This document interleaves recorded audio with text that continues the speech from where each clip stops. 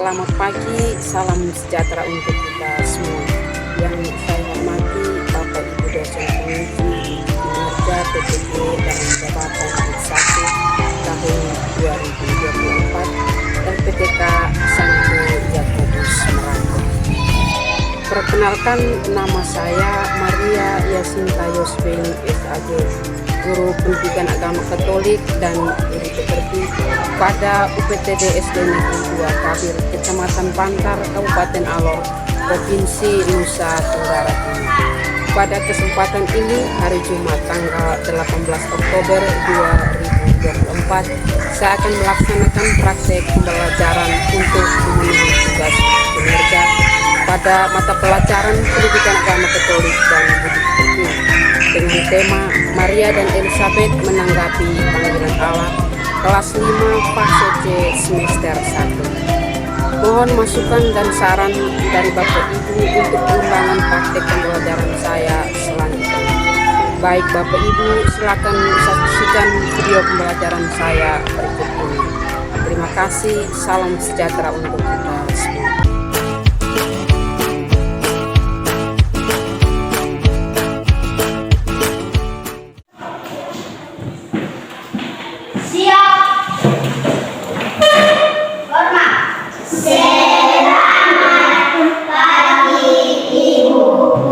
Selamat pagi, silakan duduk. Apa kabar? Baik. Itu orang kalau baik ya. Ya, sebelum kita mulai dengan proses belajar kita hari ini, Ibu Guru minta salah satu siswa pimpin kita di dalam doa.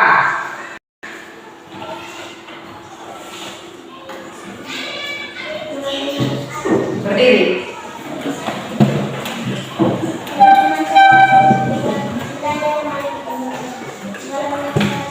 Putra dan Roh Kudus, amin. Putra dan Roh Kudus, amin. Ya, silakan duduk. Terima kasih, Keira.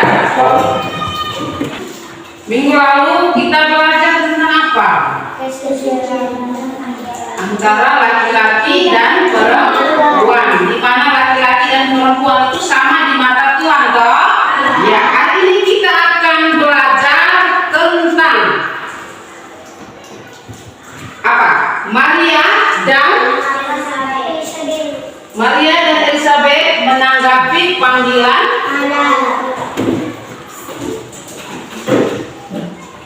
baik. Kita sudah tadi selesai berdoa. Ya, Ibu cek hadiran dulu. Semua hadir kok? Hadir, ya. Kalau hadir semua, terima kasih. Hari ini kita belajar tentang Maria dan Elizabeth menanggapi panggilan Allah. Ya, itu ada gambar, ada dua buah gambar, kok? Ya tidak?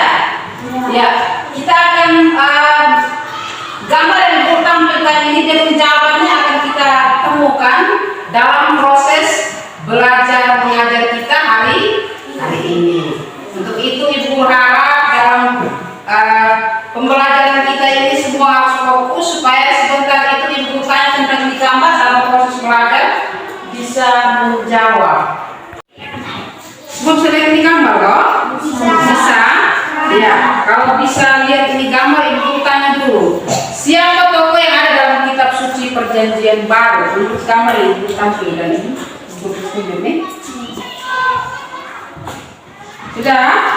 Terus apa peran mereka bagi kehidupan umat beriman?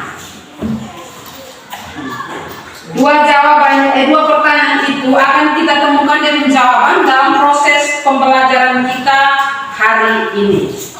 Ya, tujuan pembelajaran kita hari ini adalah peserta didik mampu memahami kisah Bunda Maria dan Elizabeth dalam menanggapi rencana Allah serta mampu meneladani mereka dalam kehidupan sehari-hari. Itu tujuan pembelajaran kita hari ini. Ya, kita lanjut masuk pada materi kita, cerita. Ada sebuah cerita. Judulnya tentang macan besar bernyali ciut seperti tikus. Ceritanya demikian. Ada seekor tikus yang ketakutan karena melihat seekor kucing. Itu sebabnya tikus tersebut pergi kepada tukang sihir untuk menyulapnya menjadi kucing. Setelah tikus tersebut menjadi kucing, kembali lagi ia dicekam merasa takut karena melihat anjing. Maka segera saja ia kembali ke tukang sihir dan meminta mengubahnya menjadi anjing. Setelah dari anjing lagi-lagi ia takut ketika bertemu dengan macan dan minta kepada tukang sihir untuk mengubahnya menjadi macan. Tetapi ketika ia datang lagi dengan keluhan bahwa ia bertemu dengan pemburu, si tukang sihir menolak membantu lagi. Akan saya ubah kamu jadi tikus lagi, sebab sekalipun badanmu macan, nyalimu masih tetap nyali tikus, kata tukang sihir. Itu ceritanya. Kita akan mendalami isi cerita dengan satu dua pertanyaan. Ibu tanya dulu, apa yang tikus minta kepada tukang sihir? Merubah tikus menjadi macan. Apa lagi? Merubah tikus menjadi kucing. Setelah dari kucing jadi apa lagi? Meskipun berubah wujud, tetapi tikus tadi itu masih rasa takut toh. Ya. Maka yang terakhir itu dia datang kembali lagi. Karena bertemu dia takut.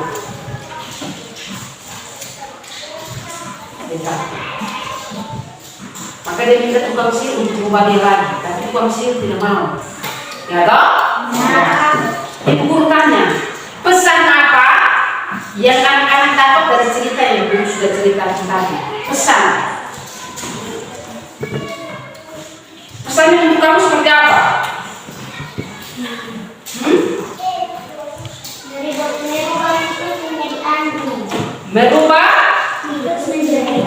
Merubah tikus menjadi anjing. Begitu? Begitu atau pesan cerita tadi untuk kamu seperti apa? Berani, apa lagi? Selain berani apa? Ya? Ya? Mandiri. Tidak boleh takut. Ya toh? Ya. Itu jawaban dari kamu semua. Ibu hanya menyimpulkan bahwa kisah di atas mau mengajar kita semua bahwa memiliki hidup yang baru itu tidak selamanya harus berubah. Muka harus berubah, rambut harus berubah. Bukan seperti itu. Perubahan fisik itu tidak menjadi seseorang, tetapi bagaimana kita berubah dari dalam diri kita untuk menjadi pribadi yang lebih baik. Baik, kita akan masuk dalam pendalaman kitab suci. Ibu minta pasang telinga baik-baik, dengar bacaan kitab suci yang Ibu putar supaya setelah itu kamu bisa menjawab pertanyaan yang Ibu kasih. Bisa toh? Oke. Mendengarkan sebuah cerita Alkitab tentang kelahiran Yohanes Pembaptis. Elizabeth adalah istri dari seorang imam bernama Sakaria. Mereka sudah tua dan hidup di Yudea pada masa pemerintahan Raja Herodes. Elizabeth dan Sakaria percaya kepada Allah dan hidup menyenangkan Allah dengan taati semua perintah Tuhan. Mereka sudah berusia lanjut dan tidak mempunyai anak. Suatu hari, ketika Sakaria sedang membakar kemenyan di dalam bait Allah, seorang malaikat menampakkan diri kepada Sakaria. Sakaria menjadi bingung dan takut, tetapi malaikat itu berkata, "Jangan takut, hai Zakaria, sebab doamu telah dikabulkan. Dan Elisabet istrimu akan melahirkan seorang anak laki-laki bagimu. Dan haruslah engkau menamai dia Yohanes. Engkau akan bersukacita dan bergembira. Ia akan membuat banyak orang Israel berbalik kepada Tuhan Allah mereka." Mula-mula Sakaria tidak percaya apa yang dikatakan oleh malaikat itu, karena ia sudah tua dan istrinya juga sudah tua untuk dapat melahirkan seorang anak. Malaikat Gabriel mengatakan bahwa apa yang dikatakannya itu akan terjadi pada waktunya. Sakaria akan menjadi bisu dan tidak dapat berbicara sampai apa yang dikatakan oleh malaikat itu terjadi. Tidak lama kemudian, Elisabet, istri Imam Sakaria, mengandung. Dia sangat senang dan bersyukur kepada Tuhan. Saudara sepupu Elisabet adalah Maria, ibu Yesus. Maria datang menjumpai Elisabet. Ketika mendengar suara Maria, anak dalam kandungan Elisabet bergerak dengan sukacita. Kemudian Elisabet melahirkan seorang bayi laki-laki dan menamakannya Yohanes sesuai dengan perintah Tuhan. Secara ajaib, Sakaria dapat berbicara kembali. Yohanes tumbuh menjadi dewasa dan dikenal dengan nama Yohanes Pembaptis. Dia adalah seorang nabi yang mempersiapkan hati orang-orang untuk bertobat dan menerima kedatangan seorang juru selamat, yaitu Yesus Kristus. Dari cerita Alkitab ini, kita belajar bahwa Tuhan mempunyai rencana yang indah untuk setiap anak-anaknya. Meskipun kita tidak tahu kapan waktunya Tuhan menggenapi janjinya, tetapi kita mau tetap percaya dan hidup menyenangkan hati Tuhan, sama seperti Sakaria dan Elisabet yang selalu hidup menyenangkan hati Tuhan dan menuruti perintah-perintah Tuhan sampai Tuhan menjawab doa mereka. Selamat hari Minggu adik-adik. Iya, baik. Sudah mendengar toh? Mendengar perikop kitab suci. Itu perikop ini dia bercerita tentang kelahiran Yohanes Pembaptis. Ya, kita dalami isi pesan kitab suci itu dengan beberapa pertanyaan. Ibu guru tanya dulu. Sakaria itu yang pekerjaan apa? Pekerjaan Sakaria menurut kitab suci yang barusan kamu dengar itu apa? Pekerjaan apa Sakaria itu? Cuci piring. Oh, cuci piring. Apa lagi? Imam di bait Allah. Jadi Sakaria itu seorang imam yang bekerja di bait Allah. Kalau kita nabi gereja, ya. Ibu guru tanya lagi, kenapa Sakaria dan Elisabet belum memiliki anak?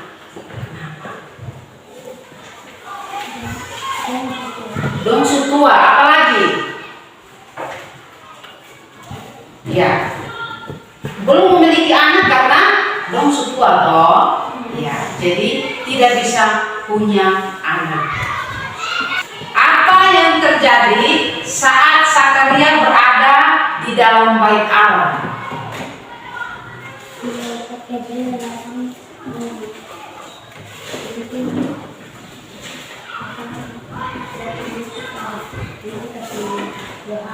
Ya, malaikat datang ketemu Sakaria, sampaikan bahwa Elisabet akan mengandung dan melahirkan seorang anak laki-laki dan diberi nama Yohanes. Ya, ibu guru tanya lagi, kenapa jadi Sakaria jadi bisu? Kenapa Sakaria itu tiba-tiba langsung jadi bisu, dia tidak bisa omong? Karena dia tidak malaikat omong, nanti Elizabeth itu akan mengandung. Tapi Zakaria tidak percaya sehingga jadi bisu. Apa isi kabar yang disampaikan malaikat kepada Zakaria? Seperti yang tadi dijawab itu bagaimana?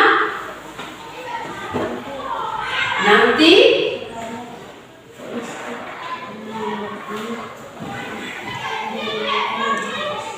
nanti Zakaria istri itu akan mengandung dan anak itu kasih nama Yohanes. Jadi bagi Tuhan itu tidak ada yang mustahil. Tuhan memilih Zakaria dan Elizabeth untuk menunjukkan keagungannya. Zakaria dan Elizabeth yang dikatakan mandul karena mereka tidak memiliki anak sampai memasuki usia 2, menerima kabar gembira bahwa mereka akan memiliki anak. Elizabeth akan mengandung dan melahirkan seorang anak laki-laki yang harus diberi nama Yohanes. Kelahirannya akan menjadi sukacita, pertobatan, dan mempersiapkan jalan bagi kedatangan Tuhan.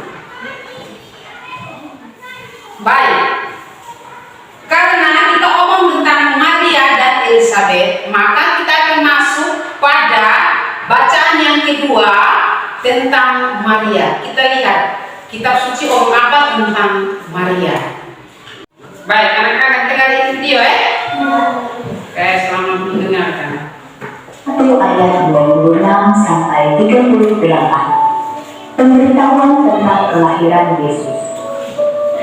Dalam bulan ke-6, Allah menyuruh malaikat Gabriel pergi ke sebuah kota di Galilea bernama Nazaret kepada seorang perawan yang bertunangan dengan seorang bernama Yusuf dari keluarga Daud. Nama perawan itu Maria. Ketika malaikat itu masuk ke rumah Maria, dia berkata, "Salam, hai engkau yang dikaruniai, Tuhan menyertai engkau." Maria terkejut mendengar perkataan itu, lalu bertanya di dalam hatinya, apakah arti salam itu? Kata malaikat itu kepadanya, "Jangan takut, hai Maria, sebab engkau beroleh kasih karunia di hadapan Allah. Sesungguhnya engkau akan mengandung dan akan melahirkan seorang anak laki-laki, dan hendaklah engkau menamai dia Yesus.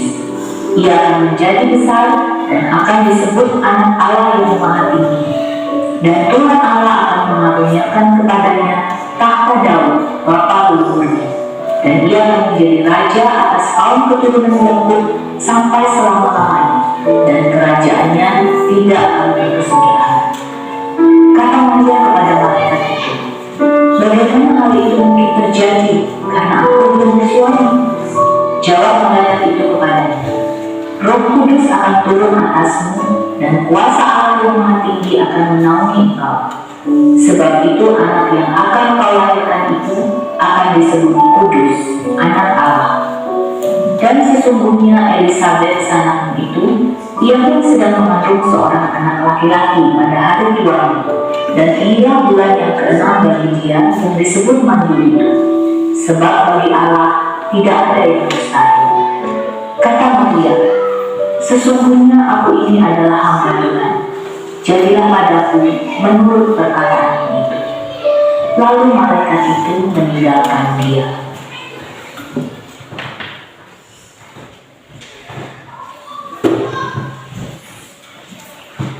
Baik, sudah dengar toh? Ya. Lukas pasal 1. Sekarang ibu guru tanya, dalam bulan yang keberapa Allah menyuruh malaikat Gabriel ke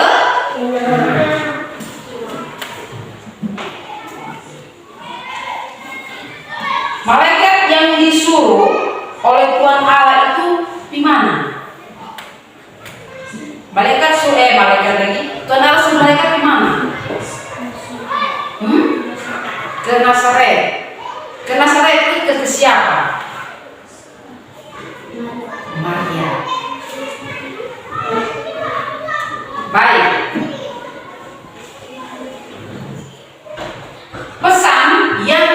disampaikan malaikat kepada Maria itu seperti apa?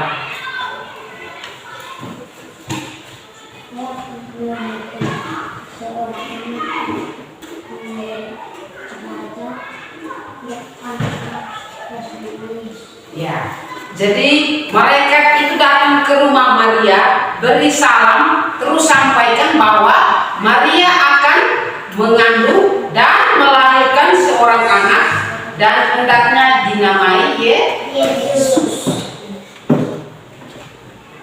Jawaban Maria atas salam atau atas pesan yang disampaikan oleh malaikat itu seperti apa?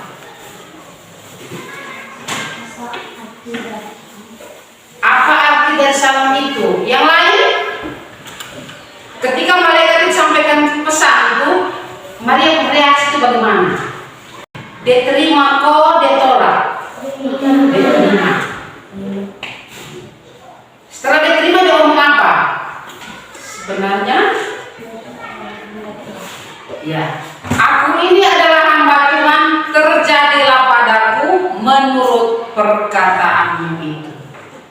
Jadi ketika pesan itu sampai, Maria awalnya menolak. Sebagai manusia, Maria tidak percaya, masa belum menikah sudah hamil. Tetapi malaikat sampaikan bahwa bagi Allah tidak ada yang mustahil. Akhirnya Maria menjawab, aku ini hamba Tuhan, terjadilah padaku menurut perkataanmu. Itu pernyataan ada di doa apa? Aku ini hamba Tuhan, terjadilah padaku menurut perkataanmu. Itu ada di doa? Ya, penutup. Apalagi di doa malaikat pun tidak. Malaikat Allah, doa Angelus tuh, Maria diberi kabar oleh malaikat Tuhan. Ya toh? Ya tidak? Ya. Baik. Jadi jawaban-jawaban yang sudah anak-anak sampaikan itu sudah benar. Dan kesimpulannya bahwa Maria adalah seorang perawan yang telah bertunangan dengan seorang yang bernama Yusuf. Maria berasal dari keturunan Raja Daud. Kabar gembira yang dibawa malaikat Gabriel, sesungguhnya engkau akan mengandung dan akan melahirkan seorang anak laki-laki, dan hendaklah engkau menamai dia Yesus. Jawab Maria atas kabar gembira dari Tuhan, sesungguhnya aku ini adalah hamba Tuhan, jadilah padaku menurut perkataanmu itu.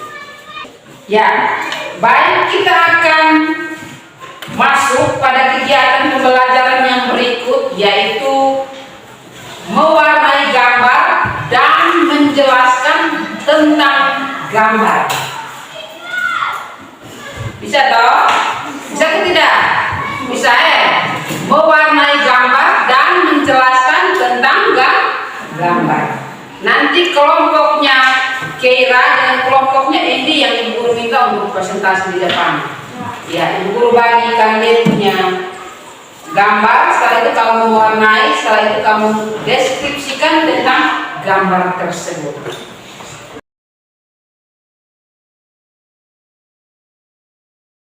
Ya, selamat bekerja. Selamat mewarnai.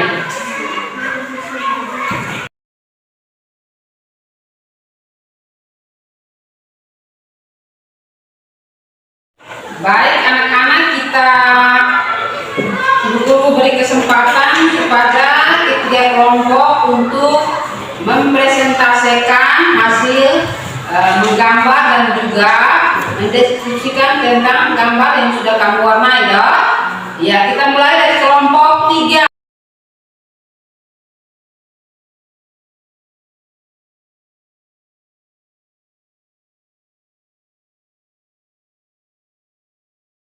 Ya, Guru minta terima kasih banyak untuk 3 kelompok yang sudah mewarnai gambar dan juga sudah mendeskripsikan tentang gambar yang diwarnai.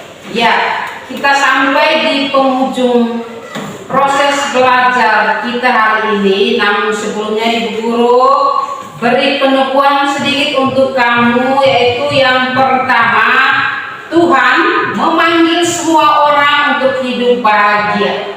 Kebahagiaan tidak ditentukan oleh harta kekayaan atau jabatan yang tinggi, melainkan oleh hati yang bersyukur. Rasa syukur akan timbul dari rasa dicintai oleh Tuhan. Memiliki rasa syukur membuat hati riang penuh sukacita. Zakaria dan Elisabet tetap setia kepada Tuhan. Ketaatan dan kesetiaannya menghasilkan buah sukacita. Menjelang masa tua, mereka memperoleh seorang anak. Karena itu mereka bersyukur dan bersukacita serta mengucap syukur kepada Tuhan. Kabar gembira yang disampaikan oleh malaikat Gabriel ditanggapi oleh Maria, sesungguhnya aku ini adalah hamba Tuhan, jadilah padaku menurut perkataanmu itu. Kita juga mengagumi Maria dan Elisabet sebagai seorang yang mau berbagi sukacita. Di dalam sukacitanya, mereka memuji dan memuliakan Tuhan. Mereka menyadari